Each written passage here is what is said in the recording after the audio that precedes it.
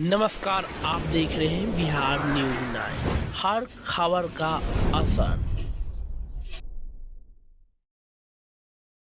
आज आप सभी प्रेस मीडिया बंधुओं को बहुत बहुत धन्यवाद और आपसे क्षमा प्रार्थी भी है कि आप लोगों को काफ़ी वेट करना पड़ा टाइमिंग की वजह से। आज प्रेस वार्ता बुलाने का मुख्य वजह है कि 2025 में चुनावी वर्ष है और चुनावी वर्ष का उद्देश्य यह है कि हम लोग एक बिहार से आते हैं तो बिहार को बेहतर विकल्प कैसे मिले। तो ये जो बिहार को बेहतर विकल्प देने के लिए जो लड़ाई हमें लड़नी है, उस लड़ाई के कड़ी में आज हमने जो हीरा की जो खोज की है, ये तमाम जो हमारे साथ बैठे हैं, हमारे युवा साथी हैं, हमारे गार्जियन स्वरूप डॉक्टर साहब हैं, सभी लोग हर अपने अपने क्षेत्र के तराशे हुए हीरा है। और हीरा मैं संबोधित इसलिए कर रहा हूँ कि हीरा की चमक और सौ धातु से और सौ जो रत्न से अलग होता है।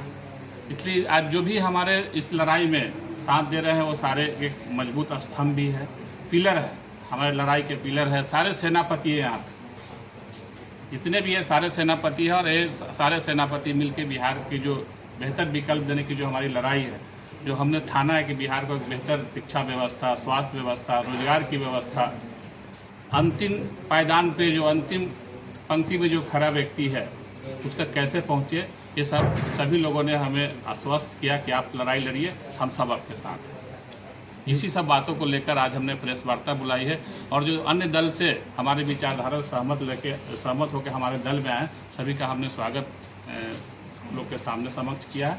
और ये सब लोग आप एक दल जो विकासशील स्वराज पार्टी है, जो हमारी दल है, वो सब आज दल के सब सदस्य और मजबूती से आने वाले चुनावी हो चाहे कोई भी जन समस्या का मुद्दा हो, सब लोग साथ मिलकर लड़ेंगे। क्या आपका जो सानी और निषाद जो हैं उनके बीच में ज़्यादा आपको मेहनत करना? देखिए, साहनी और निषाद जो हमारी जाति है सबसे पिछड़ी हुई जाति है, तो जो समस्या से जो ग्रसित है, जो मूल समस्या है, तो आप इन्हीं के बीच ज़्यादा मेहनत कीजिए। नहीं, हमारा व्यक्तिगत किसी जाति का वो नहीं है।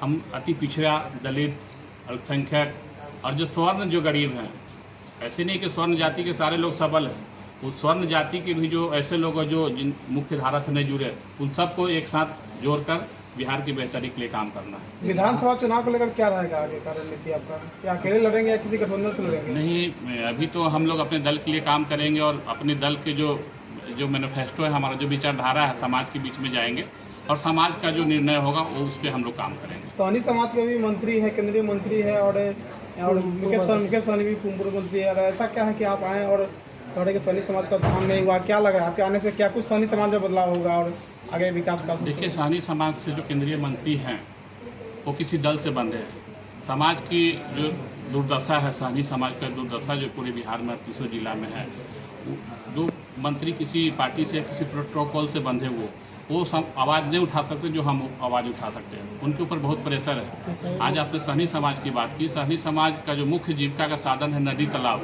ये सारे अतिक्रमण है। लेकिन सहनी समाज के जो मंत्री बिहार सरकार में हो चाहे केंद्र की सरकार में, वो मुद्दा नहीं बोल सकते क्योंकि उनका प्रोटोकॉल है, ऊपर से जो आदेश होता है वही बोलते। लेकिन हम स्वतंत्र हैं, हमारी पार्टी है, हम समाज की, सहनी समाज के साथ साथ अन्य समाज है जो कहीं ना कहीं शोषित हो रहे हैं, उस सब की लड़ाई लड़ेंगे और मजबूती से आवाज़ उठाएंगे। बिहार में 2025 में कितने सीटों पर आप पार्टी चुनाव लड़ेंगे? देखिए, बिहार में 243 सीट है और हमारी पार्टी का गठन हुए 1 साल हुआ है और हम लोग समाज के बीच में जा रहे हैं और जो बेहतरी होगा उस पर हम लोग चुनाव लड़ेंगे। आप ही के समाज से एक मुकेश सहनी भी आते हैं, पर मलाह के जो हम नेता हैं और सन ऑफ मलाह कहते हैं, और ऐसे में अपने आप को अपना देखते हैं। देखिए, जो किसी का बेटा या नेता होता है उसको कहने की आवश्यकता नहीं। अगर हम मल्लाह के बेटा हैं तो हमको कहने की आवश्यकता क्या है? मल्लाह है तो हैं। अब कोई मल्लाह कहता है कि हम मल्लाह हैं तो फिर कहीं न कहीं से संदेह उत्पन्न होता है। मैं मल्लाह हूँ तो मुझे कहने की आवश्यकता क्या है?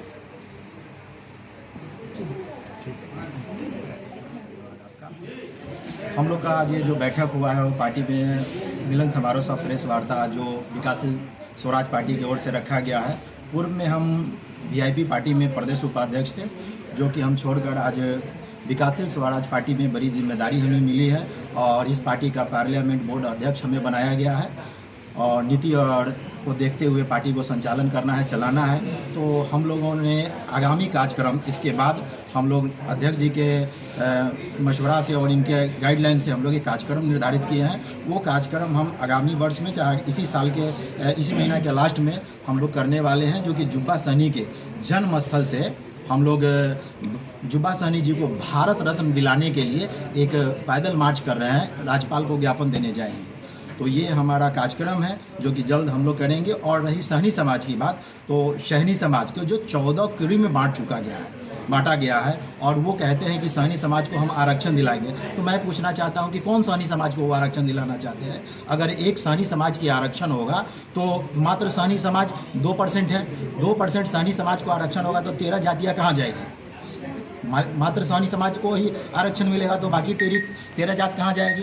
तो हमारे अध्यक्ष जी का है कि 14 जातियों को एक करके आरक्षण लागू किया जाए और हम लोग जुब्बा सहनी जी के लिए पताही एयरपोर्ट का नाम जुब्बा सहनी एयरपोर्ट हो और उनको भारत रत्न मिले। इसके लिए जुब्बा सहनी जन्म स्थल से हम लोग पैदल मार्च पटना के लिए करेंगे और राज्यपाल को ज्ञापन देंगे। और नहीं अगर स्वीकार्यता होती है तो फिर हम लोग जो भारत रत्न हस्ताक्षर अभियान बिहार के प्रत्येक ज़िला में हम लोग निकालेंगे और निषाद समाज को जगा करके, निषाद समाज के जो स्वाभिमान है हमारे आदरणीय शहीद जुब्बा सहनी जी, उनको भारत रत्न दिलाने के लिए हम लोग सभी एक साथ मिल करके राज्यपाल को ज्ञापन देंगे।